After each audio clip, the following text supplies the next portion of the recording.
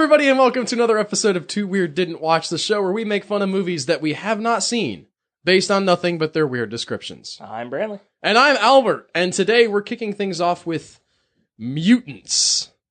Now, I want to point out, we've done an episode about Mutant. I think we made new mutant jokes then. Well, that's fine. And then we made fun of old mutants for a while. Mutant actually got covered by Riff Tracks, by the way, Tony, but this is a different I'm not movie. Tony, sir. Oh my goodness, I'm so sorry. I really am. Brantley. Tony's the other guy I do a podcast with. He is. Check out our Bad Ideas show. But this is a different, completely separate property from 2008. It starts off like this. The greedy Braylon owns the Just Right Sugar Company. Okay. Last night I went to my aunt's house to get to have dinner with him. And on the TV was a commercial. It was like, Big Sugar's been ruining Florida. Which made me laugh. And this makes me laugh more because of that. Anyways, I'm going to need you to report that. What's it called? Oh, no, we can continue it. Because this guy has, his sugar company is probably pretty evil. Just right, R-I-T, like burial rights or summoning rights. So maybe the commercial's trying to tell you, Big Sugar is ruining Florida. No, it's not the health thing. You don't understand. They're summoning demons, guys. Big Sugar demons! In league with Satan, please, somebody. Won't you believe me? And has hired the unethical scientist Sergey. Not Sergey! He has no ethics. He trained, that was his sub-minor, he majored in science and had his minor in no ethics. Yeah. Unethical studies? Immorality. What would that be? Immorality. I'm a science major, but I'm minoring in immorality, dear. So he enlists Sergey to conduct an experiment to make an addictive sugar stronger than heroin or nicotine to increase his sales. Which, considering the amount of sugar we consume, I don't know that that's not already the case. I think it's more to get people to just buy his sugar. Oh, his sugar specifically. No other company will give you that buzz, that feel. Ooh. Will make you feel alive. The Just Right sugar. It makes you just right. Oh, yeah. Sergey uses invisible people as test subjects. They'll never find the bodies! Man, Sergey, what you got going on, man? Okay, they go on to clarify that they're talking about beggars, addicted junkies, and illegals. Okay.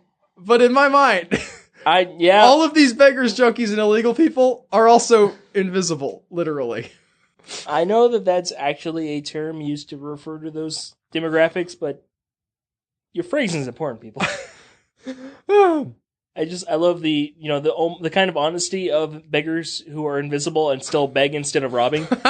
I may be able to go whatever bank I want to, but that's not how my mother raised me. Is that a floating will work for food sign? Can I have $5? I would really like a sandwich.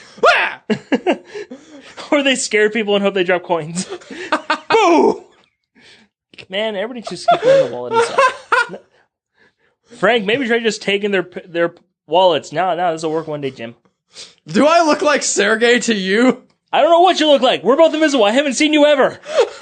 Sometimes I talk to you, it turns out you're not even there. What are the problems of being invisible? I never thought about it. I never thought about the hazards of having invisible friends. I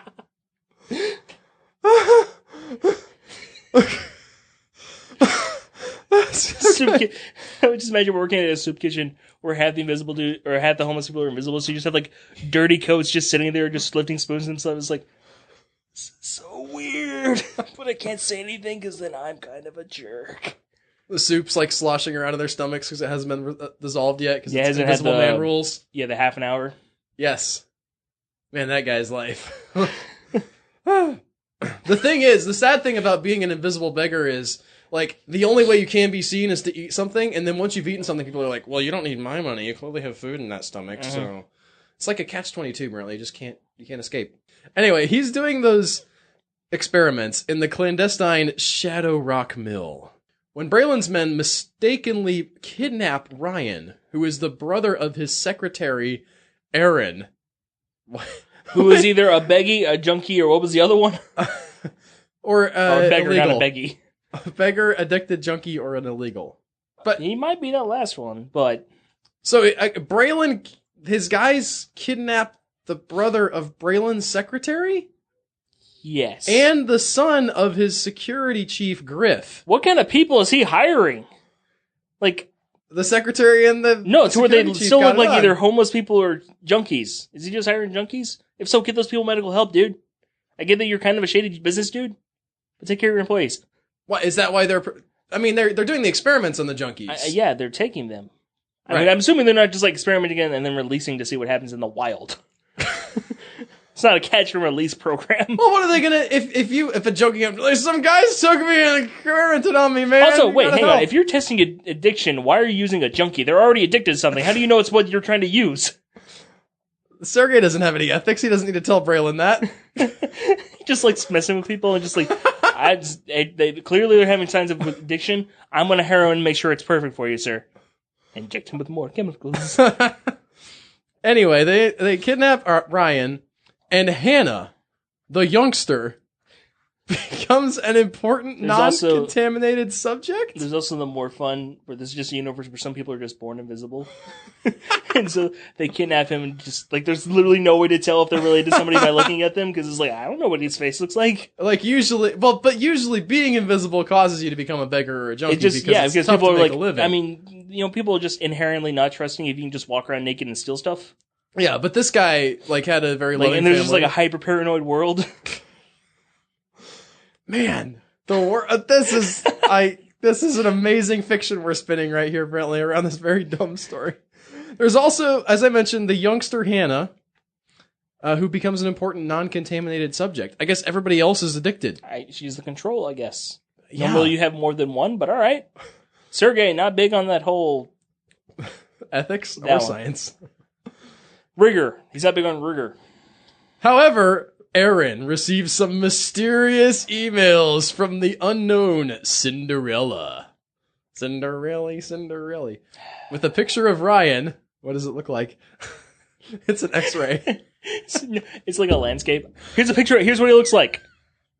Great. We're Thanks. inside the piano. That's a series of unfortunate events reference. With the picture of Ryan and a hint that he might be in Shadow Rock. And together with her father... Oh, Aaron's father? So she's married to Griff, or at least had sex with him. Who's Griff? Griff is the security chief, who's the father of right, Ryan. Right. I think. This is a little bit confusingly worded. And we went off a few tangents about a world where half the population is just magically invisible. Which I do not regret. That he might be in Shadow Rock, and together with her father, they decide to seek out Ryan. So it's just like a rescue mission for this guy that accidentally got kidnapped. Really, the Also, there's like a shady business deal and addictive sugar going on. It's a weird... this is a weird movie, Brantley. It's very on brand for us, I would say. It's like... It clearly has a message. Like the dudes... Again, it's kind of like the dude, evil business guy. I can't remember. Jeff The only Bridges? name I remember is Secret. Braylon. Braylon, that guy. His goal, morally ambiguous at best, but not technically illegal. Is it Sergey not on to make just illegal, like addictive substances and put them out on the market? Coca-Cola. I don't think that's addictive, but I mean, caffeine's addictive. Yeah, there you go. They didn't invent Sergey, that, on the though. other hand, by definition, no ethics, super illegal. Yes. But meanwhile, I don't understand. This It's a movie's- rescue mission. Okay, I can break it down. Are you really trying to understand here? Yes. What happens is I can't remember my hand. Sergey needs test subjects. All right, he's been kidnapping beggars and junkies and illegals. All right, and as his goon squad goes out to do that, to collect more people, they accidentally kidnap Ryan. Ryan's not some low-down beggar, okay? Right. So we can care about him because he's not poor, all right? Oh, was he like a good guy who was like helping out the soup's kitchen and then was like helping some homeless dude yeah, and he like out gave him and his just shirt. like he and he's started like, looking like home. He just got dirty in the process, right, and they're like, "Oh, homeless dude," and they grabbed him, and then his mom's like, "Ryan, where are you at?" And she gets like an email that points her towards Sugar Mill by Cinderella. by Cinderella. Yes, I don't know why that. I've got no idea about that. It's like a code name or something. Somebody from the inside. And There's also a girl named Hannah who's the control group. Anyway, they're trying to break him out, and they're going to find out and bust this whole sugar thing wide open. That's what's happening in the movie, apparently. This movie's dumb. Yep. That's not incorrect. But we're going to move on. Cool. To Zindy the Swamp Boy from 1973. Okay. This is one I found on the Riff Track site, by the way. Louisiana. Actually, he lives in Florida, I believe. Oh, that makes sense. I'm reading this one almost exclusively so I can eventually watch the riff tracks of this. Is this like the Red movie interpretation of Pensacola?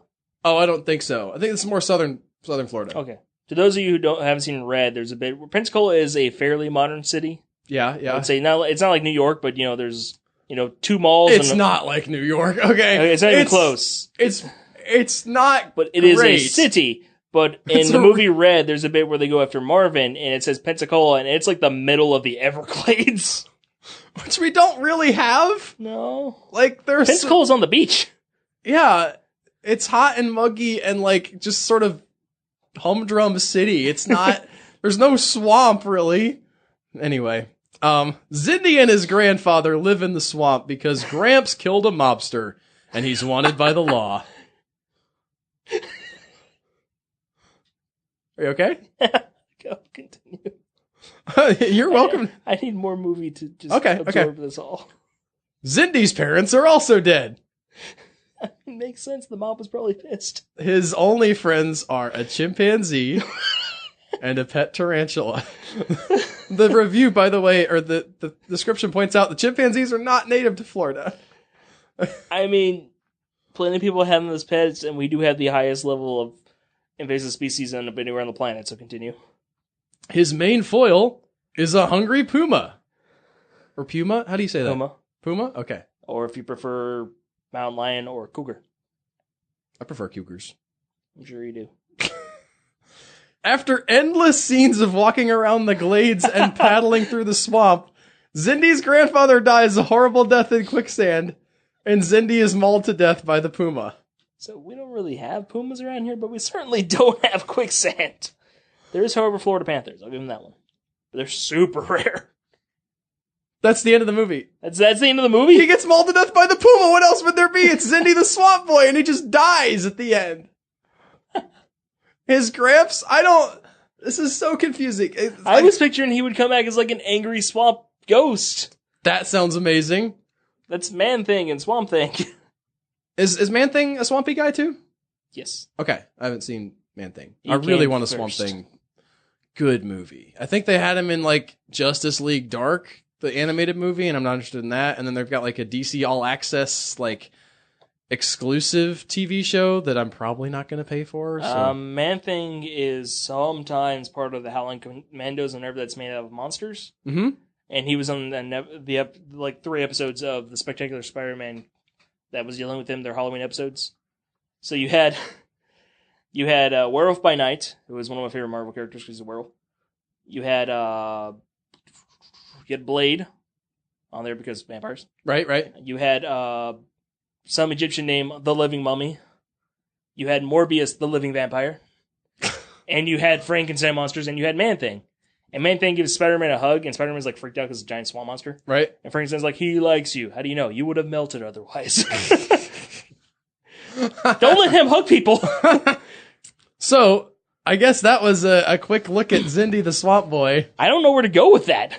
It's like the setup is the setup is interesting, where it's like this guy has to take his family on the run, but that's like as a road trip movie that could be interesting. It seems like kind of it could be a cutesy kids movie, right? Like maybe it's sort of got intentions on that, but it's like the late 90s, but the focus on the kid. Like, there's like when as an adult, there's like super sketchy stuff going in the background, but the focus is still on the kid the whole time. Right. And he's like hanging out with his grandpa. He's a cool dude. Like, there's a chimp there. Maybe killed the mobster that killed their parents, and that's sort of like backstory, but it's not like part of the main story. And they're just hanging out in the swamp, and then it just takes this giant left turn, and Zindy's dead.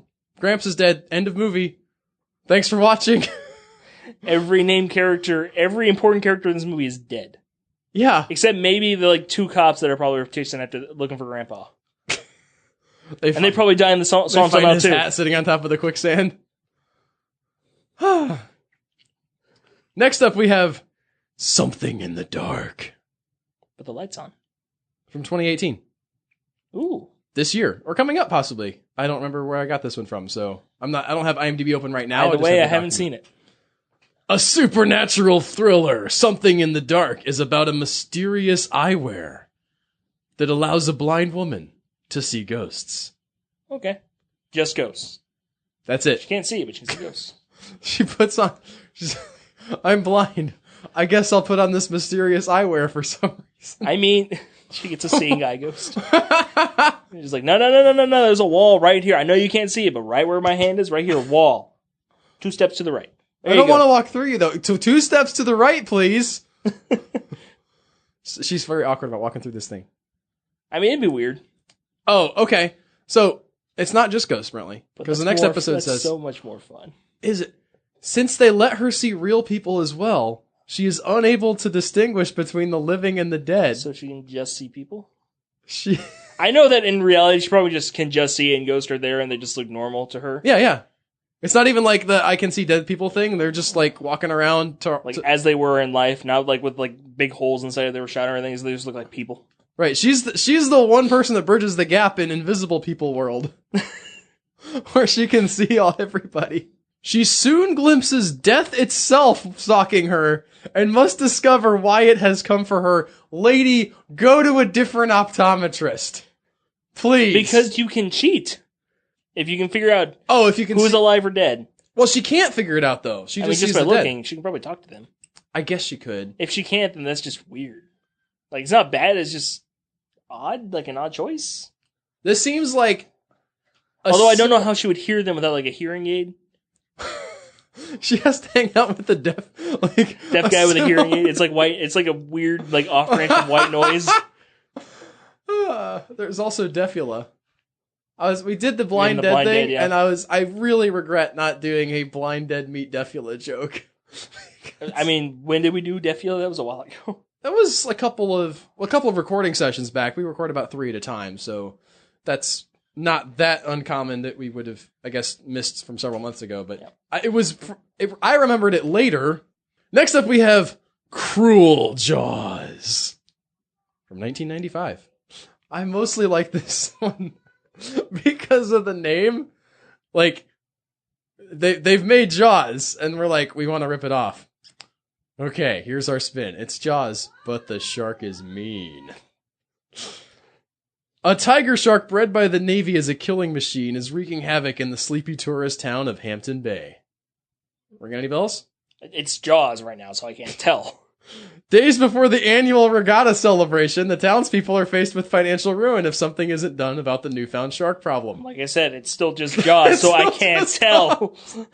If that wasn't enough, the owners of the local amusement park have been subject to a hostile takeover from a prospective businessman looking to cash in on their prized property. See, another name for a cruel businessman is a shark. And he's the cruel one, and then also there's an actual shark. Metaphors! It's up to the sheriff, the park's owner, and a shark expert to head out and destroy the killing fish. Again, I can't tell if I've seen this, because it's just Jaws. This is Cruel Jaws, really. True. There's no Quint, instead there's a dude who has a park. The theme goes something like dun dun dun dun dun dun dun dun dun dun. It's like that Vanilla Ice and Pressure controversy is like, no, they're dun dun dun dun dun dun. I'm dun dun dun dun dun dun. But they get to destroy the killing fish before the summer economy is slashed and the park is left for the bulldozer. Who cares about the park? The owner? Okay. And the people who work there? It seems... And it's probably a big jump boost to the economy, even though it's not doing great? I don't want to... Listen, the fate of a local park, in my mind, does not high stakes now, is it a park in or a a Jaws theme park? movie. Is that picturing like a theme park? Like well, it's SeaWorld or something. Okay, so in my mind, it's like Sam's Fun City. Now, this is a reference that only local people to Florida will get, but it's like a rinky-dink local theme park where they have a roller coaster, in quotes, that's and bumper cars. And like a track that you can drive go-karts around. 2 tilt-a-whirls for some reason. Is that what they have at Sam's Fun City? They have like a tilt-a-whirl and then another one that doesn't have like the little pods, but it's the same thing. Listen, they had to take what they could get from the carny that was scabbing them off the back of the truck as the fair was leaving town. But that's what's in my mind, and that does not strike me as something that I'm like super worried about going away in the event of a shark attack. I'm rooting for the shark in this movie. So, have you ever played Jaws Unleashed? I don't think so. It's a PlayStation 2 game and like I think a GameCube game where you play as the shark. We've talked about this before, but I'm fascinated by it. There is a part where there's a whole level where you get captured and you get put in SeaWorld. Now, mind you, you're a giant freaking great white shark that's basically like a tiny megalodon because it's a Jaws shark. Right. And you break out of SeaWorld by smashing, they have like the shark walk tube. You smash that and then you ride through it as the water rushes through. And then you have a boss battle with an orca whale. And at the end of that, he flings it up in the air. You jump up, you grab it, and you rip it in half and fling the 2 pieces into the stands and escape into the ocean. So you're saying this is the greatest video game of all time? Yes. Okay. At one point, you fight a giant squid on an oil rig because Jaws in that game is basically an eco-terrorist. Like, there's some people like dumping oil drums into the ocean. You grab those and throw it back at them. I love it. It's a great and terrible game. Is it like possibly ported to PC at any point? Yeah, there's ROMs and the like. Okay, we might have to do a Let's Play of that at some point. We also did not spend any time talking about, this is not Jaws, Brentley. Obviously not. Because at the beginning of the movie, we established that this is a tiger shark that was trained by the Navy. Oh yeah, the as Navy's a killing in machine. This movie. Why is the Navy in this movie? It's like Sharktopus. You have this animal, which is designed perfectly by nature or God, whatever you believe, to kill and eat in the water. That's all it does. That's all it's good for. Tiger sharks especially, they do it before they're born. They eat each other in the womb. Right. But no, we have to have the excuse. Addition of the B on the end of womb. Most people don't do that. Continue. I'm sorry. It's there. It's not a silent B. Anyways. It kind of is. Shh. Talking about sharks. Roar. They don't make that noise.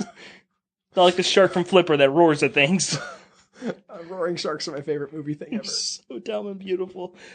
Anyways, why do you feel the need to add the Navy to this shark? Granted, tiger shark's not the most dangerous shark in the ocean. There's other ones. There's like, makos, gray whites, bull sharks, the most dangerous thing in the sea. But why the Navy? Why is the Navy here? Because we have to have technology gone wrong, Brantley. I mean, granted, in the first one, there's no excuse for the shark's murder spree. But sometimes those just happen in nature. He just got hungry. He's like just a mean shark. Like that one panther in India that would just eat people. He would go into people's tents and like kill them in the tent and drag them out without waking anybody else up in the tent. Is that the Ghost in the Darkness panther? No, those are the 2 lions that would do that. Oh, okay. I haven't seen the movie, so one of them, that's relevant, but one of them was an old lion, so his teeth had started falling out, so it was just easier to attack us because we have like very little natural defenses. Right. And the other one was like its brother. It's like, okay, I guess we're eating people now. Well, that is it, Brantley. That's all we have for this week. We ended on Jaws. On Too Weird Didn't Watch. No! The Navy was not in Jaws, and there was a theme park. I think Sorry, I just pictured a shark singing that song, and it's great. I was thinking they like enlisted him. In the Navy! He had to go through boot camp. Which was really hard, because he's a shark, and he can't. The push-ups were bad. Just flipping his little man. I'm picturing him like the part where he had to run through the tires and he's just like flopping on the tires like, this is animal cruelty, why are you doing this? Is that all you've got, maggot? Kinda. Ain't got legs, sir. I don't need your excuses. Sorry, sir. Back in Kansas, we called you a guppy. I've never been to Kansas. There's no water. That's it, guys. Thanks so much for listening. If you like the show, tell a friend. Check us out on Patreon at patreon.com/2weirdDidn'tWatch. And we'll see you guys next week with some more stuff. Bye, guys. Bye.